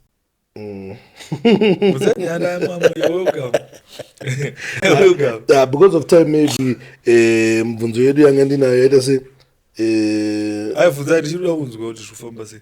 muchida kunzwa kuti zvifamba sei. Taura henyu hamune zvamuda kuvhunza. Aiwa for today. Ini nenyaya ndoda kutaura thing vamwe musina kundibvunza. Sepapi. Emaridhimu. Alright. Alright. Ndati hangu since une nyaya dzakawanda masititsi hatisiye because kuzimudanzo kune maquestions akawanda. Like vanhu vazhinji hamuri kuzvinzwa kuti zimudanzo yadzikira. Yes, it's fine. A lot of people vakaita because pagore taiziva zimudanzo yaitibuditsira maartist akawanda. Now tatobudidzwa nezimudanzo, tatobudidzwa naChipas. Alright. What transpired is a lot of people did sell out. What do you mean? Kana chiti did sell out maartist. Zvakaitika pakakiritwa zvine nonzi mudanzo. Pekutanga chandakambudza choti chinhu chese chakanaka chinorwiswa. Unzisa? Chichirwiswa zimudanzo yakatanga ichirwiswa zvinzi zvigubhu. You know what I'm saying. Kune vaimba dhanzo kumashuroko vachiimba maInternational Rhythm. Pakaitwa mamaproducer aibika vachibika kunge vari kubika chi-international. So chakangoitika tichangoti some of us we came to think kuti iyi market iri flooded. Kuona matiri munomu is very small kudarika munorekoda busy shake now. or type yematerial inoshandiswa naBeat Signal kugadzira music yake. So aufa wakabudirira ukada kutedzera zvinoitwa naBeat. Onzisa? Yeah, ndakanzwa kuma live band marovera aita kuti zvakatosiyana. Onzisa? Saka now isusu tikabva tigatichi rezvigubhu. Zvigubhu zvikatanga kuendesa vanhu kunze kwenyika. A lot of people started to make a living. A lot even today they still make a living from the DJs, from the radios. Anyone else is making a living, including this podcast, because of singers. Because of the gudu. So, takaraza kuti elevator tirambe tichiita the same thing. Gadzira sound yedu. Do you know what the people said? They said kuti hanzi sound yaita sei yasara. Muzvisa. But sound yamukuti yasara iyi ainambobvira yagadzirwa Burna Boy anabvira aimba. Vane sound yavo yavaita ikoko yavachiri kuita nanhasi. Even though vachimprovisa vachita sei? That is the only thing we are supposed to do. Saka vanhu vakatanga kuti ano afro ndiri kuita because they thought kuti vakanoimba afro or whatever type of music zavari kuimba inga piano ndokuti vaende international. Of which they were failing. Vakatobva vauraya ichi chaitofarirwa nemajama. Chaitofarirwa futi nemaghetto youths paground. There's a lot of people nanhasi vachirura zimudhanzo inotonakidza. Why? Because it's easy to relate. Nama isati yapera wangu nesane namo. Mafaro edu the A type yedu isusu. Asati apera. But there are certain songs which you never relate ukamaimba to a certain type of beat. Utandora? Ndakana vaganazi rasa mukanoisa kumafuro kwako yaitambiki.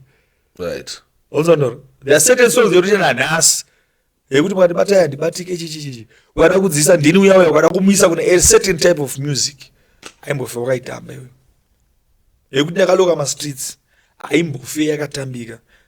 The only thing chino chandokwanisa even nanhasi I still have belief kuti dei takasupporta music yedu takasupporta because vanhu vaive neinfluence vaivaya vari look forward ndikataure mazita vari musoro vakatanga kunoita zvinhu zvavo vachikopa something.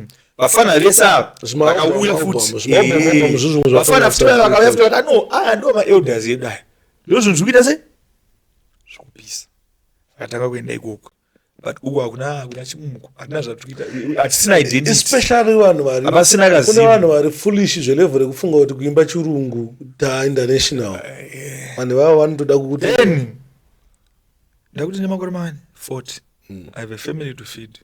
I have a lot of responsibilities. Says so wangu kuti ndiswere ndakagara padeski then time konzi kuri studio kuda rent padeni pakuda rent so zvinonetsa ndipo unoshaya anything chiri mustreet ubva wati feed aita sei apera ndipo unobva wati yanzani PTK apera ndingapera why? Because pane zvinhu zvati yes we love music, we still in the music, I can be able to do anything through music. But izvozvo vanhu vasati vakuzvinzwisisa kuti desk harichanakidze because my responsibility asiyana nekuti hari ndave boys ndaigona kuswera mustudio wana 3 days no problem ndikatorova chatotorova neboys tatorova chonganorara kwanendarara ndaigona torara kana mumbari chita maweeks because even today I still have that passion. But ipapo vanhu ndokumbirawo vapanzwise nyaya yekuti ndingapera aina handizvifarira. No, it's like what's going on. Inyaya kuti unenge watoona kuti hasoira hari sikukubetsera. But the post yandakaona ichitwa naDesibio. Desibio was like Simon of God has PTK agona over Fruit Loops. I don't go. But how much money did you give PTK on the Body Slam reading? And man go terra mafone nyima CD amna mari amaka. Even though kwa monetization here and there, but somehow isusu especially in some of the people wana ganu idi wana dollar getters. We fought this thing because it was out of passion, hoping kuti pachasumuka tese tinosumuka kawani. Zvobva zvasimuka zvobva benefita maartist. But I think industry yakatadza because industry yemuZimbabwe yezimdanzo ndekupenga pakuti benefit artist chete. Ndo zvaitoitika. But like industry inofana kugadzwa benefit artist. Kuda maproducer. I remember Sunshine and some other guys, they talking like mukona boys usaita zvekubhadharisa some artist. Anova manesa dzina mari yedu ita sei atikuita akatibhadharisa maartist. Sachana akabuda nepoint yekuti ukona kuti chi vanhu vamwe kutotanga kutobuditsa mari havachauya vakutotsvaga mumwe mufana munyowani ende ndo zvakatanga kutoitika. You understand? But I know kuti sina kutodawo mari whatever. Yes, of course tine relationship nevamwe certain people atandinawo kuti nanasa chiripo taishati chiri kushanda but pane vanhu vakawanda vekuti vakatotiza mastudio sete studios nenyaya yebhegi kana kuti ngapauye split hit ka song iyi ini ndakaona sekudewo my father ndakaona sekuti marukazi maartisti ezimudhanzo kana kuine industry ine maartisti marukazi maartisti ezimudhanzo kwete ese zvawo ka ta 3/4 yemaartisti ezimudhanzo marukazi pakuti wafana wewe kana kuti timu yese painenge isati yasimuka voti nhamo yakati chi pavanenge asati wasimuka anonge ari vanhu vari bo paanongoita tumbiri chete kati nechevanhu here kati nechevamazimbabwe is now more personal than iningirikidzi because ivo vanenge vakutora ndezvedu but remember under international everything international chacho ukaperforma beat ranakagadzira inini paevery song chero kandipa 5 cents panopera gore unzisa ndotaura panopera gore kana waiperforma kana ka 100 inenge yatova 50 US ndikutaura one song saka these are the certain things zokuti vanhu vakawanda havasati vakuzviziva kuti asati akutoziva even anasi we just neglect those things imwe is topic of another day ukona dakodza video zimudhanzo inga tamatist but ukati samatist anga asimuka mahomba acho andingati handimbotipe example yekuti papaine maartist kana 20 but pa 20 maartist iwayo andika kwakadonha kana 10 kwatakasara tine 10 vachiri mastreets andika problem yakaitika ndeyekudayo because of maartist because power zhinji remaartist ranga riri kuna artist pakuti artist kana DJ kana vamwe vanhu vese vaverengwa iziva because maartist munhu kuti panita mbiri para mhosva unoziva kuti artist hautomire naiwe hatokutadzira iwewe ndikuzoti power ranga rine maartist nanhasi artist akakubhaizira izvezvi ukatoda kutaura nyaya yako hapana nokuteerera hapana nokuteerera maartist problem anoita ndekudayo anofunga kuti since because mndakataka kuti ndimi mafese echinhu handimugona because zimudhanzo yaya baba yange ri movement but face echinhu andika angari maartist then madjs akaita sana DJ Cables vaya vanoipusha music yana DJ Bima hatizotori copyright nawo wana DJ Sparks mota katozoone imwe skill tonondopata tosara pachinhu chitanga isusu taifunga kuti chinhu ichi ndechedu then maartist angatakaisa kumberi andika obva tanga kudya ega mari akutora achitotivhairira kugeto akutora achitipostira zvinhu zvekudhako svika tatozoona kuti no movement ikai haisi yedu tese imovement yevanhu vafana people like me ndakaunderstand kuti no movement ndakasiyira izvi ndakasiya 100% full production 2014 unaona vaziva vakasiya izvo zvautaura izvozvo zvokuzati movement ndakauridza ndokandakataurira zvemaashijugina kama taona kuti no iri bhaiziri kairi kuti tidye tese ini nemafesi angwa kuti direct chakuita kuti tiwane mari pamwana wanenza ini ndakupromota zvitori nani because relationship yandinawo tishandise promotion tidyire uku uku kushanetsa kudya wangu ndine madjs andaiziva kudhara inini andika airidza music kunana mutare waiti chinhu chedu kachinge chasimuka tichazvita mari madjs airidza kunana mbara madjs haacharidze achapushe music achaita sei ndorwadziwa kuti iri rino kuti Mozambique as we speak right now ezimudhanzo chero kaita kunani is because of me ndikamukamfana kandakatamadzidzisa kuti dzigadzira music yakadai so Kat is one of the biggest producers right now in Mozambique because of me. I've done a lot of even muno mari afana kwanda vari kuproducer kwanda akabuda maoko mangu onzisa kuti I help them I try to know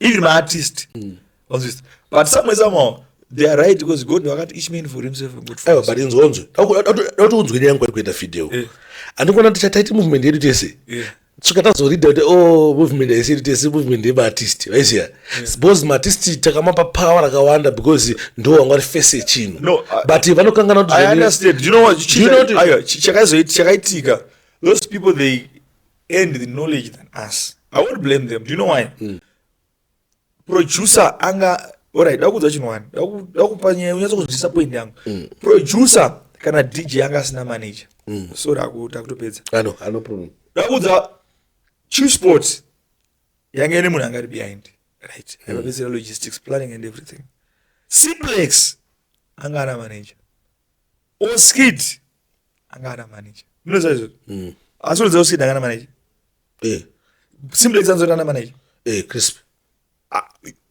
uri kwati airakiripo chero tasa maproducer ese asina manager saka unenge usina that knowledge yekunzisa kuti tikumboitei uziva chako chete kuexport ubvonza charira mustiti ubva kuti right chimene ndikudze pakazosangana maartist nehora manje pawanga wasina kuonera zvinhu zvakabva zvanochinja because ndototi power zhinji yandika ranga riri maoko maartist yekuti zvisi zvaingonzi artist ningi nange zvakanzi clan ningi artist ningi zvekuti even pakaya social media andikuona maartist since vari vanhu vangari paforefront tuma DJs ndiwanga nesava havana kuwana following yangasvikawanikwa nani naartist artist obva akura chichandika kobva kwazoya pakazofira dhiri rawo pakabva paya mabloggers andikuona ivo vana kuonera nyaya yemamovement yemablogger ndosaka kuona izvizvi mablogger arikuvhiringidza singaiti because paya mablogger manje ngatiti paita vanhu 10 apa kana ndisingafarire ngatiti for example ndotani kana singafarire Master H for example I like Master H angu but kana singafarire Master H andanid yekufollowa Master H ndinofollowa Zim Celebs because ndikuzoti paZim Celeb andika pachataurwa nyaya dzaMaster H kana paine zvavhura zvihombe pachataurwa nyaya dzaFreeman pachataurwa nyaya dzaWingy D pachataurwa nyaya dzananoisium then bvo wanasakabva vanozvionera kuti no chidii chiri panapa there's no point yekuti ndifollow DJ Fideo kana singafarire ndinonofollowa Zim Celeb because musunovhura Fideo hombe Zim Celeb champosta musunovhura nhingi hombe saka hapana point yekuti ndo information chazongoinzwa kumabloggers now mabloggers vaagena ground vaya madhara aya aimboganza andikuona vamwe vakasika kuadjusta vamwe vakangwara vamwe vaine wisdom vakasika kuadjusta kuti chinhu chikaichi chapower ramovha now rakusocial media asi iri kusocial media kwacho ane power steering ndiani mabloggers vamwe havana kuadjusta asi vamwe ndopo vakatosarira ipapo ubatamedza cho saka mabloggers aya zvaakanoita dauti uone pakakwarira mamwe matista mukuona apera aya ari good ndepekuti pane tumaideas tukauya nemablogger tumwe tungave turi good tumwe turi bad saka mabig artist aya nenyaya yekuzvitutumadza kwaikuya nenyaya yekuti waifunga kuti simba racharamba riri pavari wairamba tumadiriti kwemablogger mablogger obva agumbuka andika agumbuka obva kwauya obva atanga kushanda nemanew artist ananati ana Pop 10 ananani vanhu vaya obva wasimuka andikuona wafana ipopo wanga wasimuka apa wafana ipopo wakanokasika vanoirida kuti power rinewanavo wakomana obva wasvika obva vanoshanda nevakomana vaya waiziya ndosakona ipopo izvizvi yata nepower watisa matista kupisa kuipopo izvizvi akatowanda kudarika ari kuzimudhanzo unoita neneri ubatamedza cho saka ndopakasarira chinhu saka vakasara vaya vanofana kuadjusta kuzoti power raananani mazuva ano but mablogger muri kuita henyu but manje mune mapera kataperawo ukunzwa kataperawo kuona chi teitaperawo ndimuri kukomanda chinhu like zvamanje izvozvi ndokutaurira kuti wakabudisa song wandika yakashaya endorsement from mablogger unoona hora nosokana munhu anonzi Tinashe Mutharisi akapenga pakuti akanotanga anogadzira chinhu chinonzi Nash TV chiblogger chake chekuti nyange zvakanzizoni kubva kwati iye pachake kubatamedza cho obva azoti maartist ake obva azvimirira ari maindividual yekuti wakanzi kustep kwavari kuputitsa Reima ndafana zvichiti kuzvati kuna Reima ndiye mufana ari kuuya ndika musunobudisa Reima masongs Nash inotanga kutosimbisa Tinashe akutosimbisa sei ndobva asimbisa nishati yobva asimbisa already chatone mileage isusu tinohakira futika takutohakirawo kubva kwati vanhu vaya kunonga kuandastanda mazuva ndakaona Freeman uchiona kuti Freeman akaflopa why because Freeman zvaakazoita after akadzidza panext door anokona akadzidza akadzidza kunext door izvozvizvi Freeman akaengeja mabloggers pamwe pacho hatidi mari pamwe pacho tinoda kungonzi mudhara mambochona because ini ndakaona Freeman minbox mangu waiziya ngoti Freeman mfesi wangu from a long time ngendipe example munhu wekuti chero ukafona I think nezoita buzatani ngesurusiku kungofona ndireba Freeman mfesi wangu saka message angoti ati kune munhu asinga tikati atite example yekuti kuna blogger anopisa tomboti for example angosend kana tizigo akaona message yaFreeman ne-love and respect yanenge inaisati chibaba ichi anotofarawo kuti wari kuti recognize kuti tiriko topenga sha isi takapusa sha atisti mufungati nini ndere andofonerwa kana Wingy D kana dira ndofonerwa kana The master age. na master age. Saka ndo maitanda zvinhu. No, I think the only thing which you need to do as DJs, bloggers, as whatever in music industry, let's work together. But I think that's the main thing. I think tikadaro tunosimuka. Then pari pamwe vanhu pekutoti And my father tinoona vaitoti ganzi resu maartist izvozvizvi handitomudi kana papodcast pamwe aiwa sadaro nyangwe nembiri yake ngaagare ikoko kubaisa.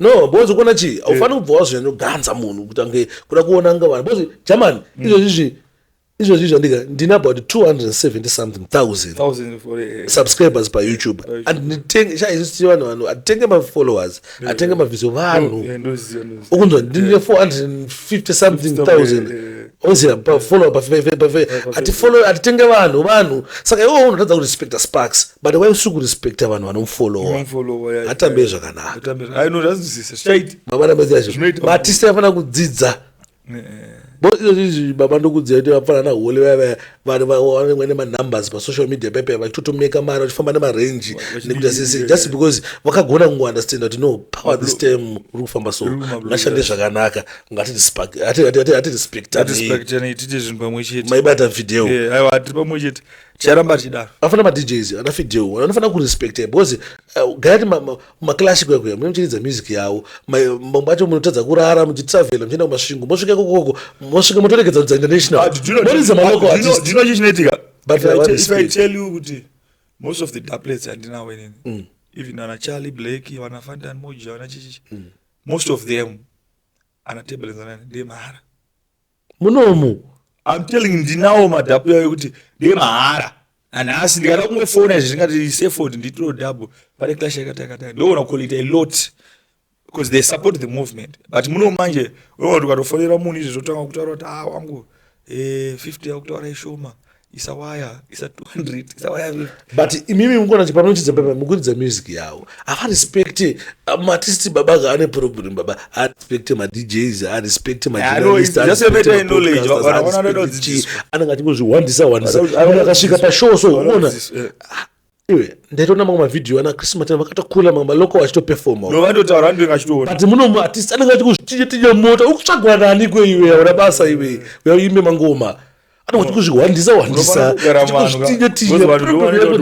vanokusimbisa and let's keep that spirit yekusapotana ndototenesa kumberi kune tinogona one love one line sange ndotosupport kuona vanhu kuti ndo ndiri best kuna ndotota chirungu chiri better than changu vandogona kutotaura zvibho kudekaini but kuna vanhu ndisupport because ndo spirit yekusupporta with that we are out thanks very much.